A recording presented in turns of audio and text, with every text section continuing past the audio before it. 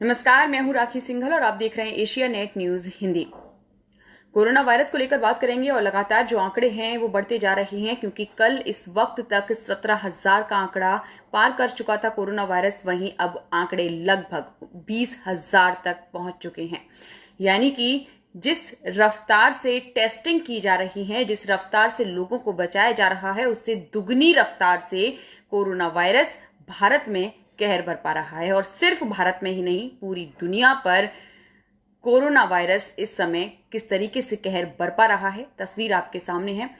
सबसे पहले भारत में अगर जो केस आया था वो 30 जनवरी को आया था। देश में कोरोना संक्रमण का पहला मामला 30 जनवरी को आया था और पहली मौत 11 मार्च को हुई थी। लेकिन आज की स्थिति क्या है? आज 606 और जिसकी वजह से और सबसे ज्यादा जो प्रभावित है मुंबई में वो है धारावी। धारावी एक ऐसी झुग्गी बस्ती है जहां पर 15 लाख लोगों की आबादी है। पास पास में घर सटे हुए हैं। लगभग 8 से 10 लोग सिर्फ एक ही कमरे में रहते हैं। वहां पर सोशल डिस्टेंस करना नामुमकिन है, क्योंकि जिस वक्त भारत के लोग हम सब यानी कि अपने घरों में कैद होते हैं, वो सभी लोग उस समय घर से बाहर होते हैं। यानी कि जैसे ही सूरज की किरण निकलती है वो सभी उस कह सकते हैं उस कैद को छोड़कर, क्योंकि एक छोटे से कमरे में 8-10 लोगों का रहना, आप समझ सकते हैं किस तरीके से क्या स्थिति वहां पर होती होगी। लेकिन जब जैसे ही सुबह होती है तो वो दरवाजे खोलते हैं और बाहर सड़कों पर आ जाते हैं खुली हवा में सांस लेने के लिए। लेकिन इस वक्त खुली हवा में सांस लेना कितना खतरनाक है, ये महाराष्ट्र के बढ़ते आंकड़े बता रहे हैं। 5,000 का आंकड़ा वहां पर पार कर चुका है और मरने वालों की संख्या 251 हो चुकी है। महाराष्ट्र और गुजरात में सबसे ज्यादा मौतें आज हुई हैं। 19 लोगों की मौत यहां पर हुई है। 19 गुजरात, 19 महाराष्ट्र में। 646 जो लोग आंकड़ा है वो पार कर चुका है अब मौत का आंकड़ा पूरे देश में। और 5,218 महाराष्ट्र में संक्रमित लोगों की संख्या पहुंच चुकी है। इसके अलावा मध्य प्रदेश, राजस्थान, दिल्ली में भी स्थिति भयावह है। ये वो राज्य हैं जहां पर जो आंकड़े हैं वो लगातार बढ़ते जा रहे हैं। दिल्ली में 2,000 का आंकड़ा पार हो चुका है। मध्य प्रदेश में 1485 केस हैं, राजस्थान में 1576 और गुजरात में 1939 केस हैं। आपको बता दें कि एक ही दिन में गुजरात में 127 केस नए सामने आए हैं आज के दिन। और क्योंकि लगातार जिस तरीके से कोशिश ये की जा रही है कि लोगों को सोशल डिस्टेंस सिखाई जाए, लॉकडाउन का लोग पालन करें, लेकिन ऐसा नहीं हो रहा है और जिसकी वजह से ये आंकड़े बढ़ते जा रहे हैं। क्योंकि कोरोना वायरस एक ऐसा वायरस है जिसका लक्षण तुरंत सामने नहीं आते। लगभग 5 दिन बाद आपको आभास होगा कि आप संक्रमित हो सकते हैं और तब तक बहुत ज्यादा देर हो जाती है। लेकिन कहते हैं देर आए दुरुस्त आए। अगर आप समय रहते अपना कोरोना का टेस्ट करा लेंगे तो आप इस महामारी से बच सकते हैं। साथ ही घर में रहिए, क्योंकि दुर्घटना घटी और सावधानी हटी दुर्घटना घटी, ये कहावत आपने सुनी होगी। ये बिल्कुल सही बात है। जैसे ही आप घर से बाहर निकले तो खुदा ना खास्ता ऐसा ना हो कि आप भी कोरोना से संक्रमित हो जाएं और एक व्यक्ति 400 से ज्यादा लोगों को संक्रमित कर सकता है। इसलिए ये बहुत जरूरी है कि आप इस वक्त सोशल डिस्टेंसिंग का पालन करें। क्योंकि देखिए 52 दिनों में जो आंकड़े 52 दिनों में जहां पर लोगों की सिर्फ कितने 396 आंकड़े थे और 7 मौतें थी, लेकिन वहीं आज 30 दिनों में 18,433 मामले सामने आए हैं। यानी कि ये थोड़ी देर पहले का आंकड़े हैं। मैं 19,000 इस वक्त पार कर चुका है। 19,000 से ज्यादा आंकड़े इस वक्त भारत में हैं संक्रमित लोगों के और 646 लोगों की मौत हो चुकी है। तो आप ये स्थिति देखिए किस तरीके से कोरोना वायरस पैर पसारता जा रहा है। हम किस स्थिति से जूझ रहे हैं और आने वाली स्थिति अब क्या हो सकती है। अगर ये देश की बात ही दुनिया की बात करें तो सबसे ज्यादा अमेरिका प्रभावित हो चुका है। अमेरिका का न्यूयॉर्क पूरी तरीके से इस वक्त कोरोना से 507 लोगों ने यहां पर जान गंवाई है और अमेरिका में मरीजों की संख्या जो संक्रमित मरीज हैं वो 7,92,000 यानी लगभग 8 लाख के पार पहुंच चुकी है और 42,000 से ज्यादा लोगों ने यहां पर कोरोना वायरस की वजह से दम तोड़ दिया है। तो ये है दुनिया की स्थिति। वो शक्तिशाली देश जो जिसके आगे हर देश नतमस्तक रहता था, आज वो कोरोना के आगे नतमस्तक हो चुका है, पस्त हो चुका है कोरोना से।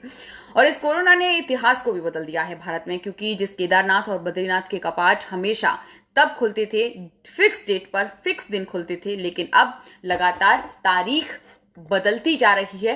पहले केदारनाथ मंदिर के कपाट खोलने की तारीख 29 अप्रैल की थी और बद्रीनाथ के कपाट 30 अप्रैल को खोलने थे।